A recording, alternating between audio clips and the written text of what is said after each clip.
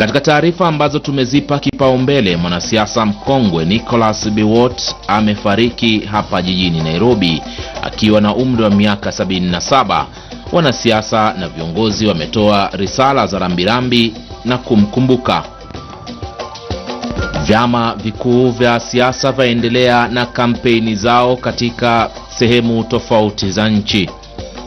Jubilee ilifanya kampeni zake katika eneo la Narok, huku NASA wakipiga kambi katika kaunti ya Mandera. Na mama mmoja washangaza wengi katika eneo la Kitengela, kaunti ya Kajiado, kwa kumchoma mtoto wa kambo ambaye makosa yake ni kucheza na watoto wengine.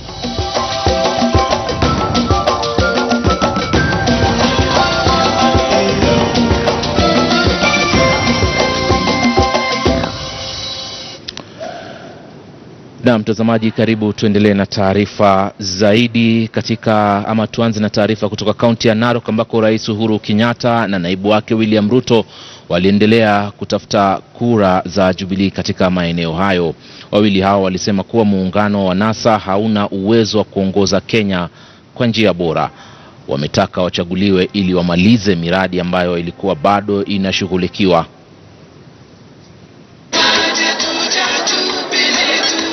Kokote kikosi cha Jubilee kilikita kambi, ujumbe ulikuwa wa zabuni ya karatasi za uchaguzi. Rais Uhuru Kenyatta akinena kwa wazi kuwa chama chake hakitajihusisha katika vikao vya kujadili swala la zabuni hiyo. Naibu Rais William Ruto alidokeza kuwa Wakenya wamejiandaa kwa uchaguzi mkuu tarehe 8 Agosti na ya kuwa ni wakati tume ya IEBC simame kidete katika kuendesha masuala ya uchaguzi na sio kuhudhuria kesi mahakamani.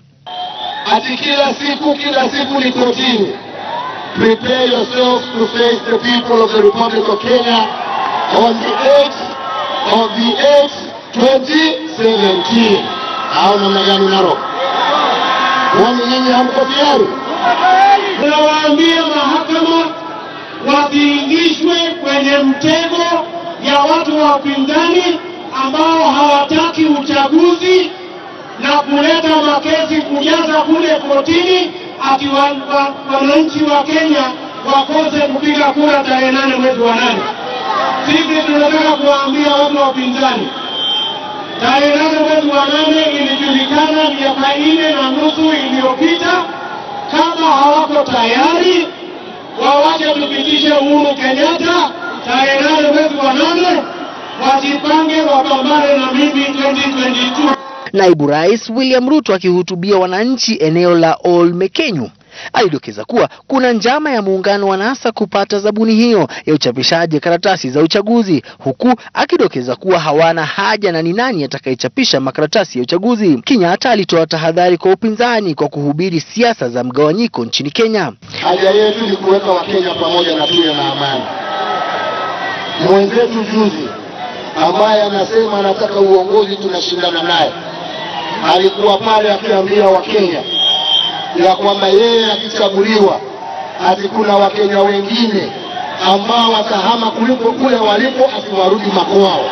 Hapo awali Rais Kenyatta alizindua barabara ya Kisiriri Mau hadi Nakuru, huku chama cha Jubilee kikiwa kimejiondoa kwenye vikao vya kujadili swala la zabuni ya karatasi za uchaguzi. Macho yote sasa yanaangazia tume ya IEBC na ni jinsi au ni vipi itaendesha swala hilo. Victor Ogale, KTN News, kaunti ya Narok. Seneta wa Kisii Chris Obure ni kati ya mawaziri wa zamani ambao waliwahi kuhudumu na hayati ama mwenda zake Nicholas Biwott. Akizungumza huko Kisii, Obure amesema kuwa Kenya imepoteza mwanasiasa aliyewajibika hususan wakati wa utawala wa rais mstaafu Daniel Toroitich arap Moi. I know him as a person who worked with a tremendous energies and devotion. I recall when he served in the Ministry of Energy, where he put in place a number of policies which became the basis for the growth of the energy sector. I also remember that he served as Minister for Trade and Industry, and as always he worked hard to ensure that the private sector made the necessary contribution to the economy and that the private sector played its full part in the growth of the economy. Kamati ya kusimamia kampeni za muungano wa NASA katika kaunti ya Nairobi ilikutana mapema hii leo ili kuweka mikakati ya namna shughuli ya kumpigia debe Raila Odinga na wawaniaji wa viti vingine chini ya muungano huo itakavyoendeshwa. Mkutano huo uliongozwa na mwenyekiti wa kampeni za NASA hapa jijini Nairobi, Johnston Muthama, na gavana Evans Kidero. Vile vile ulihudhuriwa na wagombeaji wote wa NASA katika kaunti ya Nairobi. Kenyans are not going to allow or even imagine the postponement of the presidential elections. They were well aware of this from before, so it cannot be a surprise to them. So they must do it in the fastest possible time. But as a Nairobi NASA team, we are strong, we are ready, and will deliver. Kuongezea mbio na kuamini kwamba tutashinda mbio hizi. For that reason, we met today and we have laid down our strategy. So now we are going to campaign. We will go every corner of this city, and we are confident that we are going to win. We know that Jubilee has sensed, and they have sensed that we are going to win, and that is why they are issuing threats, even from the president himself, who is supposed to be the custodian of the constitution of this country. In fact, he is the one who is threatening the judicial system and also IEBC. We've agreed here, all of us as NASA, we are going to deliver the 13 seats out of the 17 parliamentary seats in Nairobi. We are going to deliver 53 out of the 85 MCA seats in Nairobi, and we are going to win the presidential, the women rep, the senator and the governor position with 65% of the vote. Udhibiti wa taka nchini umezidi kuleta changamoto haswa katika serikali za kaunti. Lakini katika kaunti ya Nakuru hali sio sawa, kwani juhudi zimekuwa zikiendelea kutengeza makaa kwa kutumia kinyesi cha binadamu. Mradi ambao pia unatarajiwa kubadili taswira ya kaunti hiyo, kama anavyoarifu mwanahabari Raquel Muigai. John Njengu, mfugaji wa kuku, anaelewa manufaa ya kuwapa joto vifaranga wake haswa nyakati za usiku. Lakini sio kwa kutumia makaa ya kawaida, bali ni yale yalitengezwa na kinyesi cha binadamu. Nilikuwa nafikiria inanuka, saa mpaka naiogopa. Lakini wakati tu nililetewa tu kidogo hivi nikaweka kwa jiko, ile moto ikawaka vizuri sana. Haina moshi, huwezi pata moshi. Tena kupika inapika haraka. Haina harufu yoyote. Sasa ndio nikaona ni mzuri mpaka kuwakishia kuku. Yeye ni mmoja wa wakazi wa Nakuru ambao wameweza kunufaika na makaa hayo ya kipekee yanayotengenezwa kwa kuchanganya kinyesi cha binadamu na vumbi la mbao. So we're trying to avoid polluting the environment, and by doing so the end product will prevent basically deforestation on a small scale, of course, but it's just a step forward. Instead of using ordinary charcoal, we can use these kind of briquettes.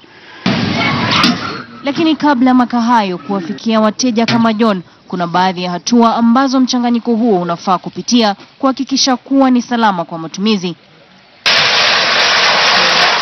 Kama malighafi kuu, kinyesi hicho hukusanywa kutoka mashimo ya taka na vyoo ambavyo havijaweza kuunganishwa na bomba la maji taka mjini Nakuru, na baadaye kusafirishwa hadi kiwanda cha kusafisha maji kinachoendeshwa na kampuni ya usafishaji maji katika kaunti hiyo. It is emptied in the drying beds which are inside greenhouses, where it takes about 2 to 3 weeks to dry, and we mix both at equal proportions. So both has to go through the process at the same time.